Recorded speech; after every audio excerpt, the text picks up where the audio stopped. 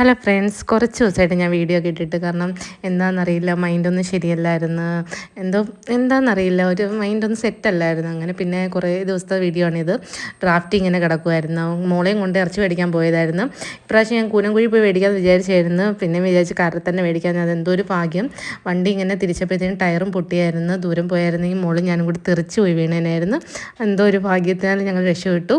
അങ്ങനെ പിന്നെ വീട്ടിൽ വന്നിട്ട് ഒരു ഫംഗ്ഷനൊക്കെ ഉണ്ടായിരുന്നു. അതിന് പോയി നല്ല പൊറോട്ട ഇറച്ചിയൊക്കെ കഴിച്ചായിരുന്നു. പിന്നെ അന്ന് നല്ലൊരു ഐസ്ക്രീമൊക്കെ കൊണ്ടുവന്നായിരുന്നു, അതും കുടിച്ചായിരുന്നു. പക്ഷേ ഇങ്ങനെയൊക്കെ വിഷമിച്ചിരിക്കുമ്പോഴാണ് ഇങ്ങനെയൊക്കെ എന്തെങ്കിലുമൊക്കെ കൊണ്ടുവന്ന് നമ്മളെ മോട്ടിവേഷനൊക്കെ ചെയ്യാറുണ്ട്.